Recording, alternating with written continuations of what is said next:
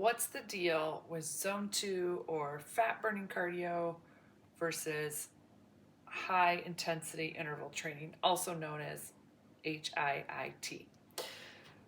It can be confusing, right? You see, oh, high intensity interval training, you're going to burn a ton of calories, you're going to burn a ton of fat after the workout. It's really great for cardiovascular health, it's great for your heart.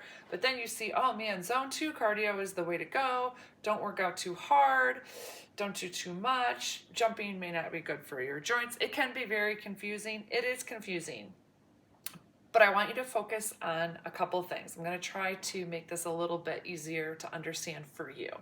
My name is Lori. I am the owner of Uplift Fitness. I specialize in working with women over 40 with sore, achy joints. So I want you to think about you and your situation. What's going on with your joints? What's going on with your stress level? What's going on with your journey into menopause? All of these things play a role. Oh, and don't forget, what is your history with exercise? Whoa, a lot of this has to do with what's appropriate for you for cardio. So zone 2 or fat burning cardio, what I call the sing along to your whole playlist cardio. It means you go for a walk, you can talk the whole time on the phone, or you can sing along with your entire playlist. You know all the words, you sing everything, and maybe you even sound great doing it. That kind of cardio should be done about 80% of the time.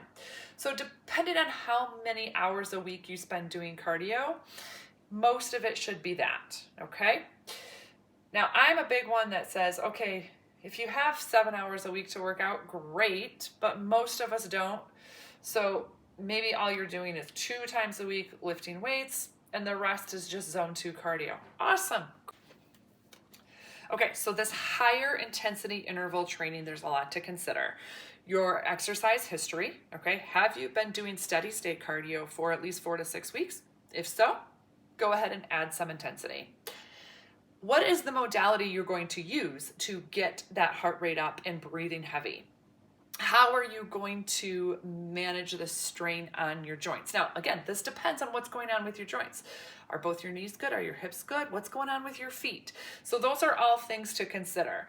A common modality that people will use would be like a spin bike, right? They might do a spin class and be huffing and puffing the whole time. This is where we got to do a check. If you're huffing and puffing for 30 to 40 minutes, you can talk a little bit, and even though you get your heart rate to come down a little bit for a few minutes at a time, if most of the time for that 40 minutes you are huffing and puffing and you can't have a conversation, that might be not high enough intensity.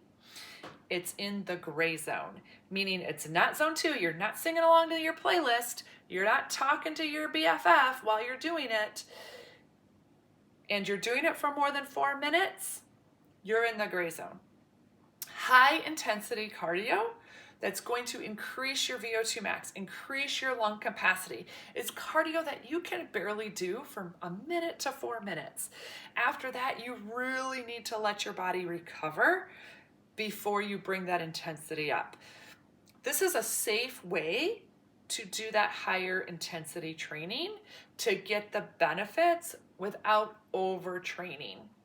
For a lot of women in their 40s, 50s, and 60s, our cortisol levels are very high. We're not sleeping well as our hormones are fluctuating. And then we add to it too much of this higher intensity cardio or this gray zone cardio where you just suffer for 30 to 40 minutes huffing and puffing and you never really let yourself recover. This is going to bring your cortisol levels up, and they're probably already up, especially if you're not sleeping well some nights, most nights.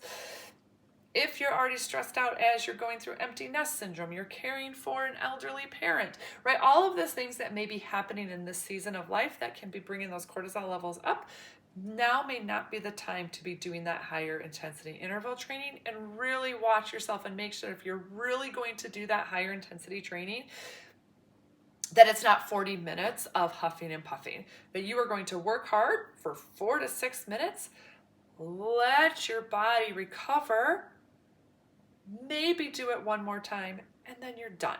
And that's the advantage of it. It's short, Doesn't take much time.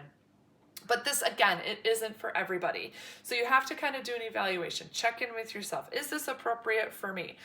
There are some months where I do it a couple times. There are other months where like, I just don't have it in me because I didn't sleep well, I'm stressed out, my hip hurts, something, I don't know. So you gotta kind of check in with yourself and make the correct decision for yourself. So I hope I was able to shed a little bit of light on what is this zone 2 fat burning cardio, what's this higher intensity cardio, and I hope now you also have an understanding of this danger zone in the middle where we think that more zone 2, a little bit higher intensity than zone 2 is good, huffing and puffing a little bit is good, so I'm going to do a bunch of it right here in the middle, but this is actually not where you want to be. So avoid that gray zone, choose zone 2, fat burning, or higher intensity, 4 minutes, boom, be done. Hey, if you have questions, reach out to me. I'm happy to kind of go through and talk you through your situation and give you some guidance.